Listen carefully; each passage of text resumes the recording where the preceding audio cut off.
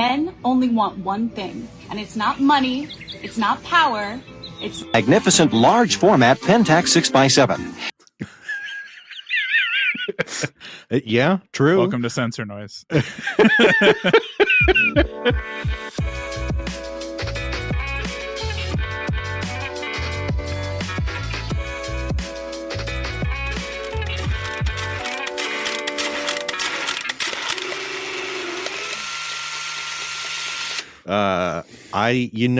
I've know a lot of folks who have 6.7s or 6x7s, and they seem like very nice, but occasionally temperamental cameras. They can be a little irritating to load, but they do take nice pictures. And you can get them with the wood grips, and it's very classique. Anyway, welcome to Sensor Noise, a podcast about wide format Pentax 6.7s. I'm Andrew, joined as always by Arthur. Arthur, how is it going? It's going pretty good. Yeah. I've got a lot of travel coming up. A lot. I've got to go to Indiana this weekend. Oh, Lord. I've got to go to Boston around Thanksgiving. I got to go to Los Angeles a couple times. And then I got to go to Hong Kong at the end of the year. So I'm going all over the place. I watched a video today about how LAX is screwing itself over with this new road construction plan. Yeah, it's quite bad. It seems pretty bad. But I guess they're just going to go forward with it anyway. I think it's just that the design of LAX in general is such that it creates a huge bottleneck, and they can't really do anything about that now. Oh yeah, there's nothing they can do to fix it, I don't think, other than just make it so you can't drive to LAX. I think they should close the airport, demolish it, and rebuild it entirely. Well, that would help. Do a Berlin on it or something. Although some of their stuff is somewhere taking else. I don't know. Well, and apparently the People Mover is now delayed to summer 2026. Oh, great! Yeah, awesome. I don't know. It's a People Mover. It should not be difficult. What's the problem? I've seen it run. So what are they delaying it for? Great question. I don't understand. It clearly works. Yeah. Anyway, stupid airport. Utterly baffling airport. I don't know. How does Atlanta make you look bad as an airport? Because the plane train at Atlanta is great. Yeah. I don't know. Do you ever think we just can't really build any big infrastructure in this country anymore? Oh, we can't. Yeah. But LAX was built in a time when you could, I thought. But now they're trying to, fix and improve it, and that's just not possible. So yeah. Nikon ZF. What's this? They have an update now. They've added film grain mode.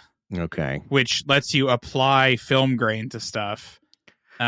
Which kind of interesting, I feel like, because the reason I wanted to call this out is because whenever other people add film grain, like Fuji or whatever, you don't have control over the amount.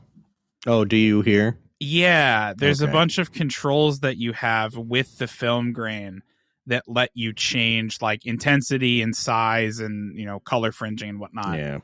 Well, whatever settings, some control. Whatever settings they had for these sample images, it looks very artificial. It does not look like actual film grain. As someone who has looked at a lot of film grain, I can tell this is not an actual film photo. No, it's definitely not. It's got that weird thing because it has that extreme sharpness and the very good colors of a digital camera, but then you put the film grain on top of it, and it's no, it doesn't. You've got 1/3 of what a film photo looks like, right? Yeah. And so you can tell, it's like an uncanny valley kind of thing. It's well, it's all grainy, but it's also extremely sharp and the colors pop. So what's going on here? Yeah. Not to say that you can't get a, film photo where the colors pop and it's very sharp, but it's, you can usually still tell. Well, they're saying what you should do is mix it with the other, because they don't have film simulations. Right. Exactly. but they have these recipes, and I guess you can combine the film grain with the recipes to get. Okay, so that's maybe that's how you desaturate your simulation. colors and such. Yeah, right. So I just think it's neat that they're letting you actually control how much and some parameters over it, as opposed to just, Nikon should just like license from Kodak its film brands and then add Kodak film simulations. I mean, honestly, yeah.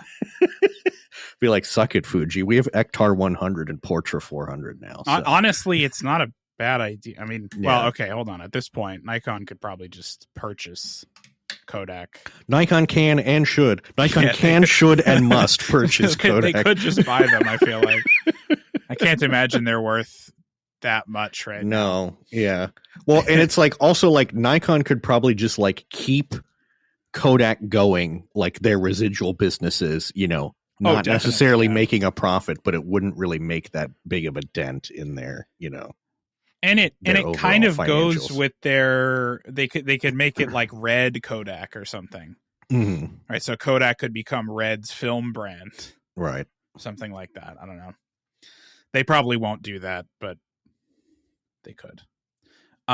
What's this about Canon? They have a teaser. Canon, well, this is interesting. So they posted this teaser, and indeed I saw some camera stores repost this teaser. They posted this little teaser video today, and then they took it down almost immediately. Okay. For some reason. But they are teasing something on the 6th of November. Remember, the 6th of November. At 1 a.m. Eastern time. They say Eastern Daylight Time. Is it still going to be daylight soon? I guess it will be. I thought it was this weekend.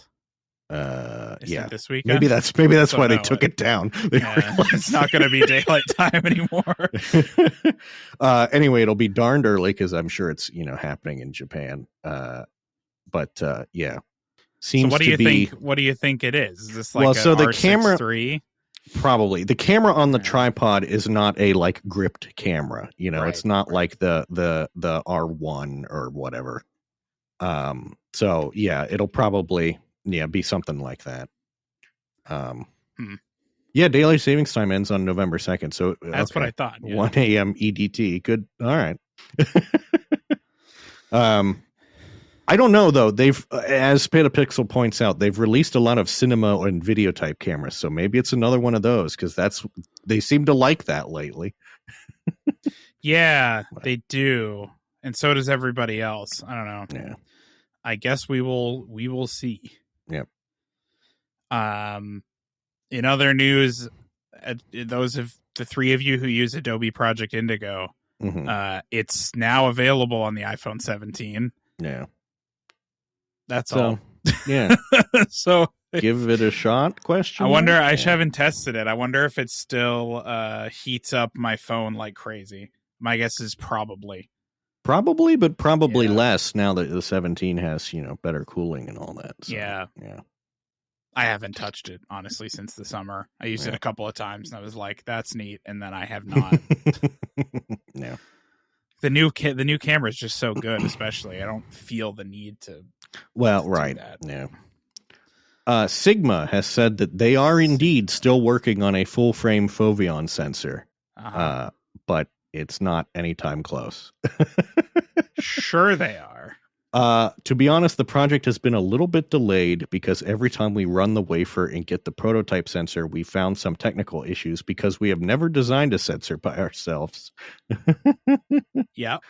I mean, okay, if they're getting wafers, that's a pretty big deal, I feel like. Yeah, that is true. Yeah. It's not like coming, next year, but the fact that they're at the point where they can get wafers is pretty that's pretty good, I think. It just sounds like progress is slow. But, if they're starting from scratch, though, of course it'll be interesting to see what actually comes of this, though, because it's a promising sensor technology, I think. So it is, and it really highlights how like all of the rest of the sensor technology from every other company is just Sony. Like it's all just right. Sony CMOS sensors. That's it. No one else has anything different. Speaking of sensors, Leica has a new M camera, which replaces the rangefinder with an EVF. Yeah. So it's basically an M11, but with an EVF. It's called the MEV1 lawsuit from GM, I'm sure, incoming. But, did you see that thing the other day where GM was like discontinuing the EV1 was a huge mistake? Yeah. It's like, yeah, I did see that, and I was like, yeah. Yeah. So yeah, I guess, it looks a little weird because it basically looks like they covered up the rangefinder with some plastic or whatever. It just looks kind of odd that it's not there. But I don't know. I guess this seems fine to me as someone who just wants a viewfinder of some kind on a camera. Yeah, personally, I do not care that much about the rangefinder. Like my Fuji has one. Yeah, I don't know. I just don't care about. I mean, this seems like a sort of microcosm of going from an SLR to a mirrorless. It's like we're getting rid of the complex mechanical thing because it turns out, there's not that much going for it, kind of thing. So it's also $9,000. Yeah, but it's $850 less than the M11. So great. Yeah. Still no autofocus, though. Leica's camera's pricing is just out of touch with reality, I think. But, Yeah. Well, if they hold their price point long enough, inflation will catch up, and then eventually it'll be reasonable. Yeah, I suppose that's true. Yeah. If they just keep it at the same price forever, eventually the price of everyone else's cameras will creep up, and then they'll seem normal. Speaking of a camera that is much less expensive, Fuji has announced the XT33, not the XT33, but the XT33, which is their entry-level interchangeable lens camera. It's got the same sensor. They did add a film simulation dial, so good. I guess that's their new thing now, because they're just gonna put the film sim dial on everything. They're correct in assuming that the kind of person who wants to buy this would want one. I think. Yeah. Well, and I think at this point, people who are buying Fuji cameras are doing so mostly because of that. Yeah. I mean, that's why I was drawn to them. Yeah. So, yeah. They did upgrade the processor so it gets better autofocus and all of that. So that's pretty neat. Very important feature, though. Those who enjoy using the Instax Link printers will be pleased to know that the XT30-3 can connect to them without an app. Okay, so you can print all three of you. We have one. It's kind of cool. Yeah, we like can even crop in camera to fit Instax mini, square, and wide formats. There you go. Look, I haven't said this in a while, but the people want Easy Share. This is Easy Share. I guess that's true. Yeah. Right. Like, remember the little docks that you could dock the Easy Share camera on and just print directly? That's what this is. People want to be able to just print out little photos directly from their camera. Yeah. And here you go. I was talking to a coworker who was like, "Oh, so you're a photographer?" And I said, "Yeah." And he's like, he was saying something about film photography, and he's like, "Does anyone even shoot film anymore?" And I was like, "Oh, buddy. Yeah, increasingly, yes, right." But then at some point we got into a discussion where I had to explain the concept of the Instax digital cameras. Yeah. And I'm like, well, they have a digital sensor, but then, they print onto the actual film. They basically have like a big LCD in there or whatever. And it's like, that sounds complicated. It's like, yeah, it is. Yeah, it's a little complicated and not particularly good either. Yeah. But this camera does now have a longer battery when you use economy mode. So okay. Much like a mid-range Toyota, you can put it in eco mode. What does that do? Does that just make it so the LCD shuts off instantly or something? Probably. That's strange. Who knows? I figured you'd get better battery life just out of the new processor, but you would hope they've also added this. Right. In sort of surprise news, Lomography dropped a new 35 millimeter film camera. Yeah. Which it's surprising to me, has autofocus and an f2.8 lens, and it's really not that expensive for this kind of thing. It's $549. No, it's $549, which seems totally reasonable to me. Hey, Fuji, remember when we were all excited for the X half?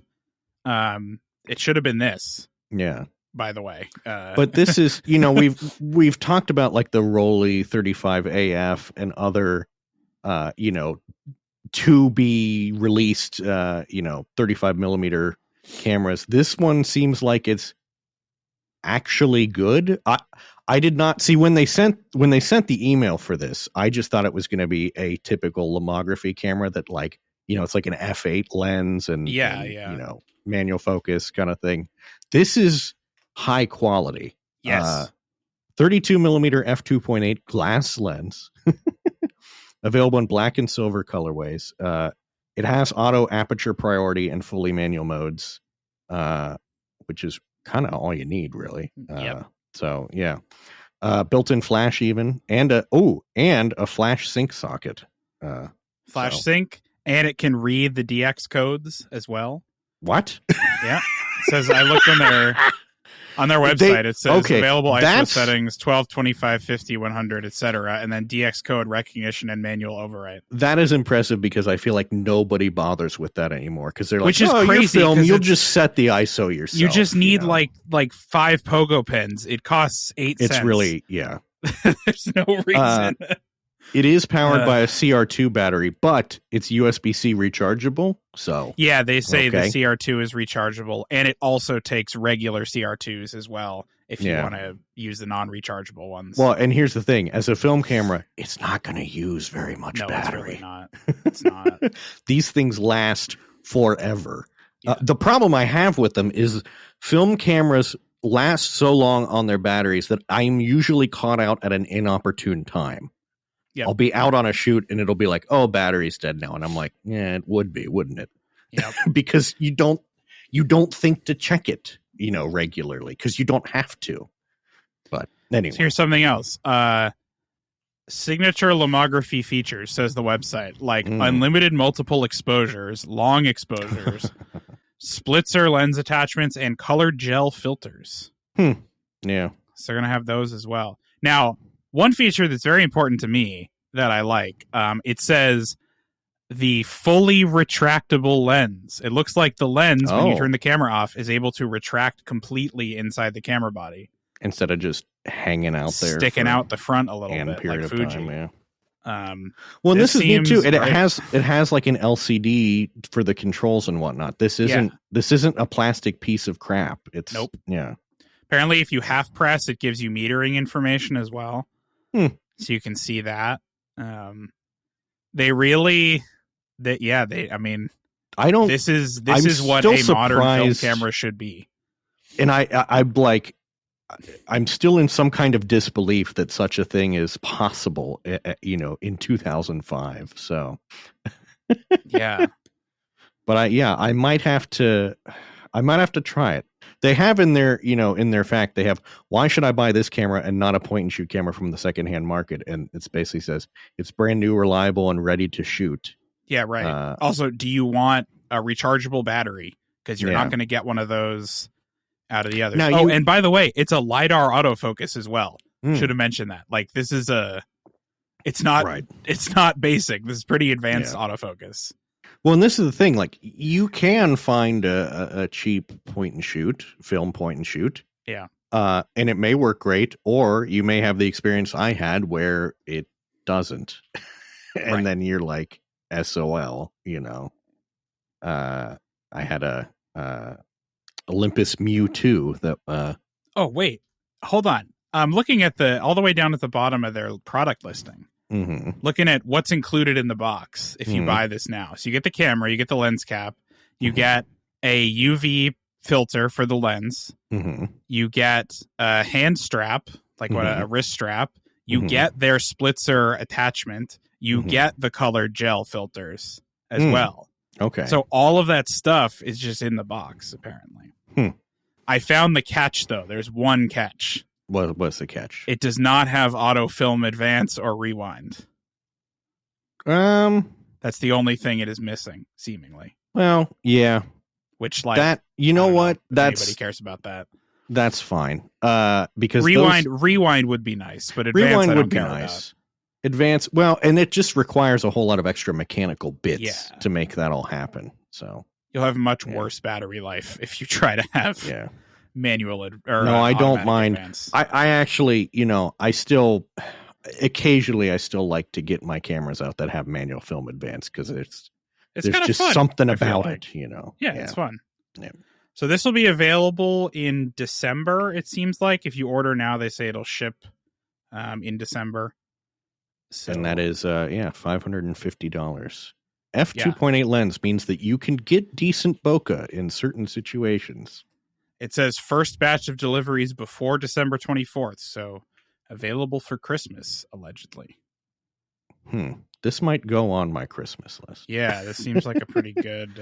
this is like deal. the kind of thing that, I don't know that I would necessarily buy for myself, but, if someone wants to buy it for me, great. Yeah. I like it. I like it a lot. Next is Ricoh Corner, which is where that's where the copier is. So we had asked when we talked about the GR4 a couple of weeks ago, we had said, well, they've got all these like editions of the GR3. I wonder if they're going to do those. And yep, here they are. Can I before we go on, I was at Micro Center the other day and they do have a little camera section. Do they? And I was surprised, they had like Canon stuff, which like an R50, which like, sure, whatever. They had some Sonys as well. But as I was looking, I noticed a single box for a GR3 HDF. And I was like, what? How did you get here? How did a Ricoh GR3 find its way to Micro Center to be sold? That's a weird one. Yeah. Looking at microcenter.com, I see one at my Micro Center too. Strange. Why? Strange. That's so strange. But yes, Ricoh has announced that they are making an HDF equipped version of the GR4, which they say will launch as soon as this winter. So if you like the highlight diffusion filter functionality, big news for you. I guess. Good. Here you go. Strange. Yeah. This still does not make sense. I don't understand what this one is for. I don't understand the HDF. Like, why would you not just put a filter on it? Why does it have to be built in? I don't know. More interesting to me and to you, I think, is the they're making a monochrome one. Yes, which is very nice. It'll be the same sensor, 25.7 pixels, but assumedly it will have only gray pixels, so it'll be basically 3 times the resolution. Well, it's not only gray pixels. All they do is take the Bayer filter off. Right. Yeah. Yeah. You just assume everything is gray and you take the Bayer filter off. Right. And then, so the same way Leica's done it in the past as well. Mm-hmm. Yeah. Pretty cool. I like these. Like dedicated ones. You get a lot more contrast than you think. I'm curious what the price will be. Ricoh's been pretty good that like the different versions all pretty much cost the same. Yeah, I can't imagine it'll be that. Yeah, I don't think they'll do a sort of like a function. No, I don't. I don't suspect so. Yeah. Someone says, cool. it'd be nice to have the different red, yellow, or red, blue, and green filters built in to the monochrome one. That would be nice. I don't know how you would do that exactly. Yeah. But it would be cool. The Ricoh GR4 monochrome looks a lot like the standard GR4. However, it now features a blacked out GR logo on the front. So that's how you can tell it apart. Otherwise, you wouldn't know. Yeah. Well, you can't even tell which GR model a GR is because they all just say GR. They just say GR on them. They don't say anything. Yeah. Very minimally branded. Tamron's, the 25-200 that we talked about, the Omni lens, ships will be available. Ships November 20th and will cost $900. Good price, I feel like. Good price. Yeah. Yeah. Now it's pretty good. Tamron, bring this to other mounts. Yeah, I think this is still just this is only for full frame Sony E mount right now. So yep, I believe that is correct. Which come is crazy. Come on. I know you can support other lenses. I don't know why they, as we've said before, I don't know why they slow roll this stuff. It doesn't really make sense to me. A lot of times I try to like try to understand, but I really am struggling to understand why you wouldn't just release it for all of them at the same time. I don't get it. Mm-hmm. A new entrant to the camera space is Kohler, the toilet company. Kohler. They have made a camera that goes inside your toilet. Oh.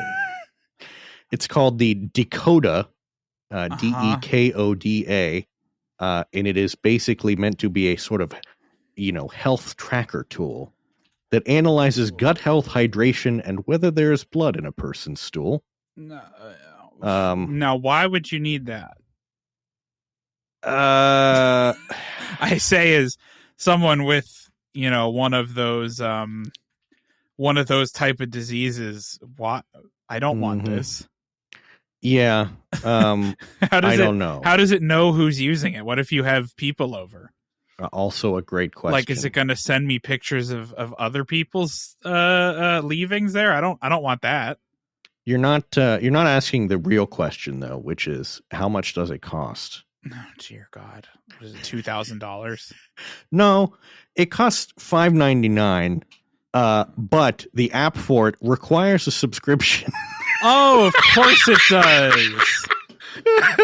Yes, of course it requires a subscription. Just so you can get like push notifications that's like, good job, King.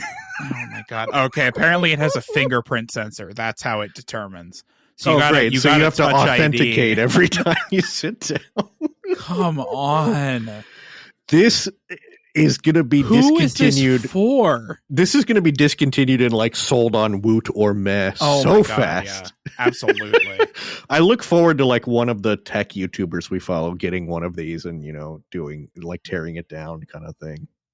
Apparently there's a startup that also has one of these. Mm-hmm. But Kohler just kind of did it before them because you can't actually get the startup's product. Mm-hmm. But you can buy the Kohler one. Oh, okay. So the the fingerprint authentication is a separate remote that is optional. Oh, awesome. Yeah. Perfect. Mm-hmm. Now, to be real, like, if this kind of thing is if this is actually useful for someone, maybe it is. This feels like the kind of thing that should be built into your like Toto washlets. Yeah. Not a separate thing. Because this also, by the way, you have to recharge it. Oh, great. Yeah. Like it has a battery.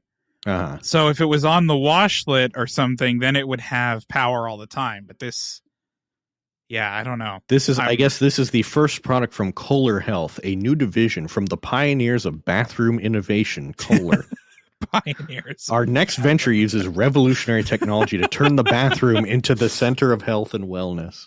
That's what everyone's waiting for. I feel like this is a put the fries in the bag situation. Like, just make the toilets. Kohler already does they already make toilets and small gas engines. So like you're already doing some weird stuff. It's fine. You don't need to do even more weird stuff. Very odd. Why? Very odd. Why? I don't understand. Why? Yeah. I don't understand. Whatever. It must be useful to someone. Or it's just Kohler trying to chase recurring revenue, which I'm sure their shareholders love. Well, yeah. Seems like that's definitely a part I don't of it, think there's a lot of recurring revenue in the toilet business. Ideally not, right? They haven't found a way to add planned obsolescence to toilets yet. I'm on KohlerCompany.com, our brands, which is divided up into the subsections kitchen and bath, energy, and golf and resort destinations. Yeah, perfect. What? Apparently, huh? Do they own? Apparently they own. It's not like one or two. Courses? There's a lot of them. Why do they own golf courses? I don't know. That's bizarre. That's so strange. The online source for gifts, gears, and goods from your favorite Kohler spa and golf destinations. Hold on. Some of these KohlerCollection.com. Some of these are at the shops at Lake Kohler. Like some of these are at their I don't know, wherever they are in Wisconsin. Right. I do love a website where at the bottom, if you scroll all the way down to the bottom of the Kohler website, you see the links they've got there next to the like contact us. See that middle one, human rights / modern slavery. Yeah. Mm-hmm. Yeah. My human rights / modern slavery T-shirt, etc. I do want you to know, Kohler Energy, which is the division that makes the generators and such, is renaming itself to Relco. Oh, sure. Which is just Kohler, but with different letters mixed around. Yeah. I want to know how much they paid consultants to come up with all of this, because it's probably a lot. I don't know. Oh, I see it. Kohler is establishing the energy group independently, and it would be bought in a complex partnership with a private equity group. There you go. So they're spinning it off. Great. Corporations. Anyway, where were we? Toilet camera. Camera. Nikon has remembered that APS-C cameras exist. Yeah, they've been pretending like that they don't have APS-C cameras, but it seems that they do. It seems like they like have gone through their like full frame, roadmap. So they're like, we should probably make some DX lenses now, huh? Yeah. So we got two. Like, we got a 16 to 50. I'm freed up now. I can work on those DX lenses. So they've added two. There's a 16 to 50, which is like a 24 to 70 full frame equivalent. That's a 2.8, which is pretty nice. Right. And then there's another one, right? There's a 35 millimeter. DXMC 35 f1.7, a standard micro lens. Yes. That one's cool if it's a macro. Yes. Because that would also work on full frame. And indeed. What do they charge for that?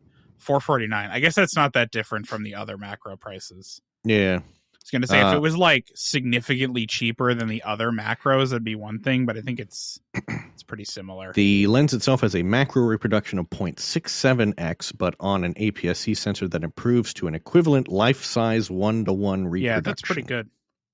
Short focus distance of 6.2 inches. So that's pretty good. Yeah, it's not bad. And f1.7, so yeah. The photos look great. Yeah. From it, I would say. Yeah. That is one thing I don't have yet. I don't have a macro lens. Yeah, I don't have one either. I've been wanting to get. I have a macro capable lens in that the goofy lens I have for my f100. You can flip a switch to put it into macro mode, and then it will focus even closer. But that limits your focal length to a minimum of 50 instead of like 20 or whatever, 35 or whatever it is. So yeah. Yeah, there's that. Interesting. For the full frame, they have a 105 2.8 and a 50 2.8. The 50 2.8 is $669 versus $449 for this new one. Yeah. So yeah, if you have a Z50 or God forbid a Z30, you can get some get really close up on your cat's eye. Real close up. Yeah. I wonder on your parakeet, apparently. I wonder if the animal autofocus works at that close. Can it determine that it's an animal? I don't know. That's a good question. Yeah. I think it's mostly looking for eyes, so maybe. Maybe, yeah. I don't know. Anyway. What's this about? You've got all kinds of leather stuff. Are you getting into a lifestyle here? No. But Peak Design's got some new stuff that I wanted to call out because I think it's kind of interesting. I have some of this stuff. So they've done a couple of things. One is they have a new slimmer, I don't know what you call it, not the quick attach anchor, but the part of the strap that connects to the quick attach anchor. Oh, okay. They have a new slimmer, thinner design for that. And they've put that in a bunch of new products. Is that that's not the anchor. That's the clip thing?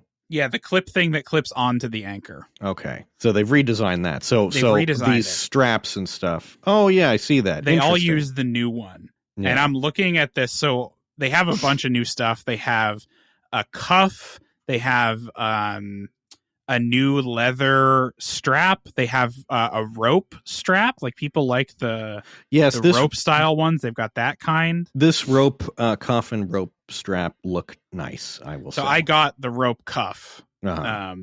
Compared to their old cuff, it is bigger or longer, I should say.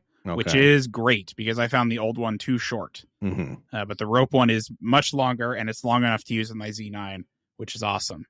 But holding it here, looking at this new anchor attachment, it is way smaller. Like it is a lot smaller. They also, and this is incredibly important, the plate that they have for their their tripods, as well as the like click in thing you can put on a backpack. Used to require a hex key to tighten and loosen it, and they have finally figured out that is dumb. And so they have a new version of it where you just flip a little thing up and you can use that as like a handle. It's got a little thumb screw. Yeah, this is great as well. I ordered one of these too. Yeah. It has one review right now, which is 2 stars, which is someone who's saying $40 for a little base plate. Come on, guys. Which, I mean, I get it, but also like, so use the one you already have then. Yeah. Right. Like, I don't know. It's not a big deal. Like you're probably not buying this field plate on its own. You're probably buying it because you have something else that it clicks into. So I'm not that bothered by it. But yes, these new attachments are nice. And there's this is like really stupid, but I think I like it. They have colored anchors now. I see that. Yes. It's not just black and red now. There's a blue one, an orange one, a tan one, or like a army green one, and then a aubergine, I guess. I don't know what you'd call Eclipse that color. Is what it is called, apparently. It matches the colors of their phone cases. Yeah. So now I have a nice orange anchor on my camera with my cuff, and it is quite nice, I have to say. They did a good job with these. The rope material is nice. It's not too abrasive. It's pretty soft. Like I'm pleased with this. The most critical review of these anchors is from someone who says that it snaps straight through without warning, and I just wonder, how heavy was your camera? Yeah, I've never had that issue with them. I use these things on my Pentax 645 with the big lenses, and it's remarkably fine. What were you doing? What camera did you like? Did you have an RE Flex? What were you doing? Yeah, I don't listen. It broke. It broke, and my IMAX camera hit the ground. Yeah, right. It's worth noting for the straps now, they have a bunch of different lengths. Oh, okay. For these new straps, because the length isn't adjustable. Oh, right. With the rope, yeah, I guess it wouldn't be. Well, even with the leather, it's not adjustable. But they have different lengths, so depending on how you like your camera to be, they have a standard one, a short one, a neck one that puts it like on your chest, and then a super long one. So depending on what you like, you can. Now that's not good for me because I like to transition between like the having it like kind of under my shoulder versus having it on my chest and whatnot. This is not. I like to go back and forth, especially because some of my cameras are heavy. Well, yes, also that. Yeah. I don't think it's for me, but the cuff definitely is. This is very good. Yeah. Now I can finally use a cuff with my Z9, which I couldn't before because they were too short. Yeah. In similar news, Moment has launched a new line of ultralight camera bags and brought back the photographer's vest, I guess. Interesting. Like a Scotty vest situation. Well, more of a Mm-hmm. Now I have an actual photographer's vest, which you can get from. I mean, if you just what are they called? I forget the brand name. Let me look it up. This is important.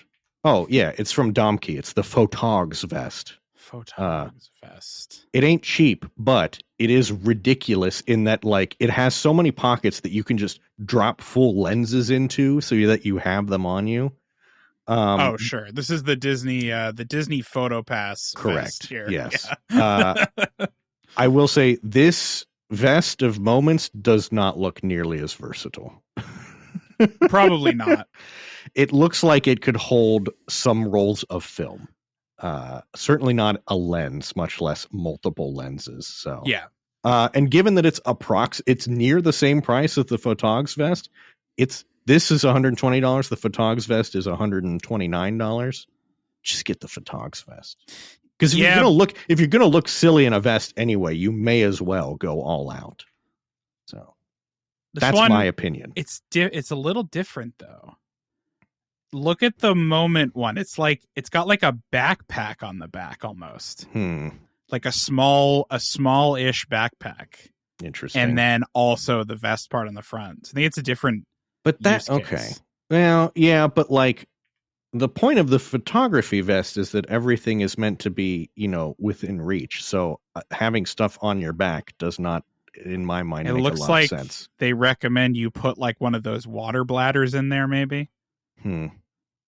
Laptop / hydration sleeve. Yeah, I think the idea is you put one of the water things in there. Do people really walk around with their laptops and their cameras at the same time? That I don't know. Maybe I hang around with too many. The people who use the Peak Design backpack would like you to believe that they do. Yeah, well, I'm not holding my breath for them to come around. So no, I'm not either. But you better act fast if you want one of these, because their first 100 units ship out by the end of December and are running out quick.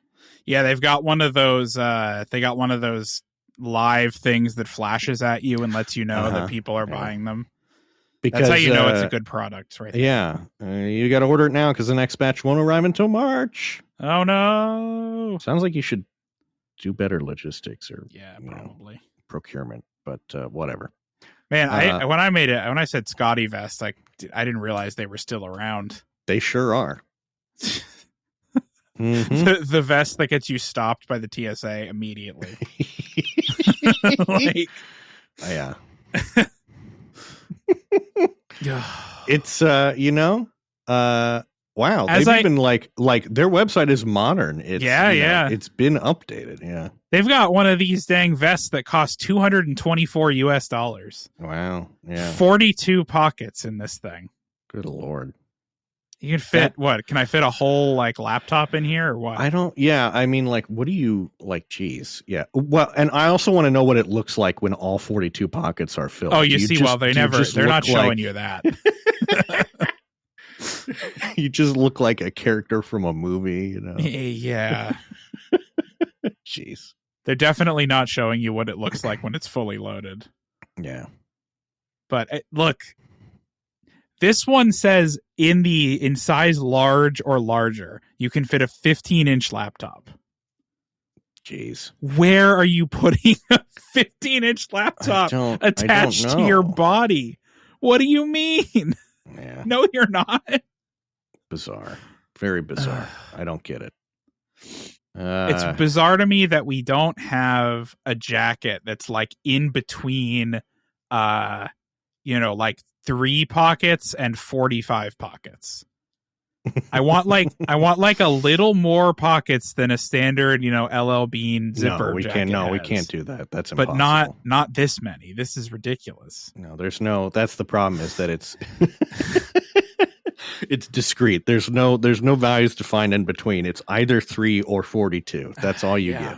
No kidding. Yeah. Anyway. The Photogs vest, large back and rear pockets, interior pockets, water bottle pocket, pen and pencil pockets, a removable press pass / ID holder. So, now, do they do the Tom Bin thing where the water bottle is in the center and is balanced or whatever? Unfortunately, I don't think so. But here's the thing: if you're putting a water bottle in one pocket and then a decently sized lens in the other, you'll be fine. True. Yeah, that's a good point. So apparently, these were standard issue at the London Olympics in 2012, among other places. So that makes sense. Yeah, which I would believe it. I mean, I will probably. I only got mine recently, but I'll probably use it recently because there's been times that I would like to have a lens at hand and not have to throw my backpack off and unzip and get it out. So, I need to quick reloads, I don't have time for a long process. You got to get the shot. So, yeah. But anyway, that's all the camera news and photography news this week. Don't let anyone tell you different. Yeah, nothing else happened. Yeah. We'll be back next time with whatever Canon is potentially teasing.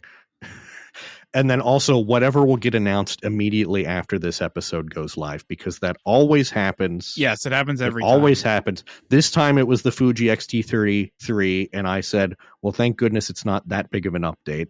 Yeah. But yeah. So I'm excited to see what comes out on like Wednesday or Thursday. But rest assured we will talk about it next time.